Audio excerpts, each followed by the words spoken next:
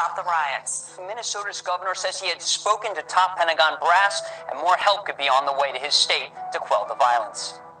So as you saw this expand across the United States, and you start to see whether it be domestic terrorism, whether it be ideological extremists to fan the group, or whether it be international destabilization of how our country works, those elements are present in all of this.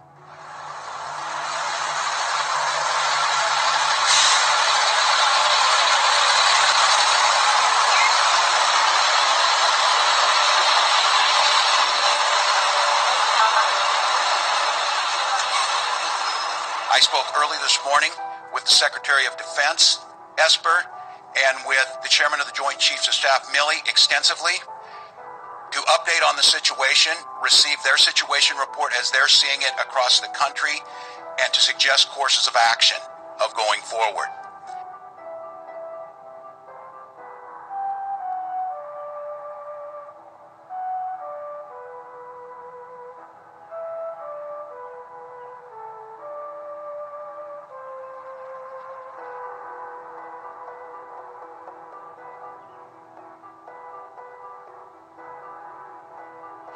In consultation with the mayors and the resources they have, and just to be very clear as you witness this, whether it be New York or Denver or Louisville or Las Vegas, there is no mayor in America that has the resources to push back on an organized attempt to destabilize civil society with no regard for life or property.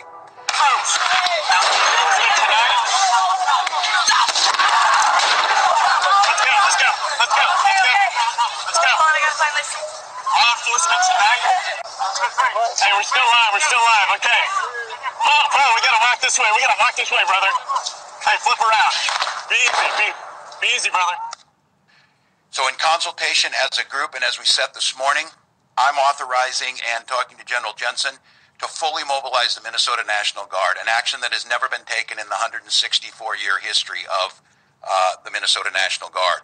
We will pull in assets as we have been doing, and for those Minnesotans who are wondering, where are the fire trucks? Where are the police that are out there? The situation was so broad and the tactics were so bent on causing destruction that every single person we had mobilized, again, the largest in state history last evening, was engaged in that.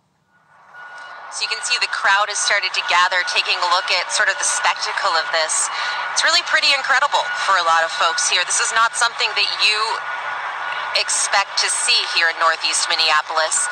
This is, or any part of Minneapolis, we don't tend to see military vehicles coming into our police precincts, but this is where we're at tonight. Jeff, what's up? Jeff. So we were just in the Kmart parking lot. We were about to show you how all of the cars left in the parking lot had their tires slashed. And just now, it appears law enforcement has showed up in some capacity, and we're just ducking right now. They're going by in these vehicles, shooting at people, shooting at the people in the protesters. I don't know what you want to call them, the people that are breaking curfew. And that's a stark contrast from the day before when this was kind of the looters' playground, where there's no control and there were fires burning. And so as we were beginning to report on that, that's when someone pointed out, hey, look at every single car's tires in this parking lot. All of them slashed. Again, no one told me if they witnessed who did it. The people here believe law enforcement did it. Excuse me. There's no way for us to confirm that, because if I tried to walk towards law enforcement to ask, I would have been told to go home or been shot at. And so as we were waiting to just report on that, again, is when that group came through and was firing on the people who were breaking curfew. We thought that the law enforcement had left. There was a strong presence of National Guard, I believe, around the parking lot, and then all of a sudden we went back to our cars, came back to the parking lot, and the next thing you knew, there's probably like 50 people walking around in it. People checking on their cars, driving away, suddenly realizing all of their tires are flat.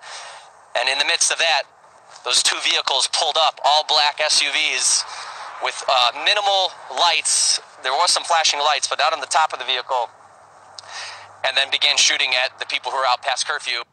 Well, I've heard that phrase for a long time. I don't know where it came from, where it originated. I view that phrase as... In 1967, the Miami police... Well, I don't know. I've also heard from many other places, but I've heard it for a long time, as most people have. And frankly, it means when there's looting, people get shot and they die. And if you look at what happened last night and the night before, you see that. It's very common. And that's the way that was meant, and that's the way I think it was supposed to be meant. But I don't know where it came from. I don't know where it originated. I wouldn't know a thing like that. But I will say it's very accurate in the sense that when you do have looting, like you had last night, people often get shot and they die, and that's not good, and we don't want that to happen. Yep. Wow, what they're doing to him. What they're doing to him. Oh, shit! Oh, they hit the car. Slow down, man. Man, go home. Damn! I see they bust the window up. No, I hit the car, though. They said, get him. I caught it all. You can see how quiet and how eerie it is out here on the streets of South Minneapolis. In general, what we found is either there's a huge crowd and a protest or something like that, or there's nothing going on, because you're either in the middle of it, in the apex of it, or you're left alone. Both of them are a little bit unsettling. When there's no one around, you feel the eeriness of it. When everyone's around, you're not sure who the good guys are and who the bad guys are, and that's all you're seeing here. It's either a mass crowd and a mass movement, or it's no one, as you can see right here, and it is quiet and dark and just strange. Oh, there's more. Look at this. They just keep coming. Oh, go inside! Get inside! Get inside! Get inside! Get in your house now! Let's go! Light him up! Go inside now! Get in the house!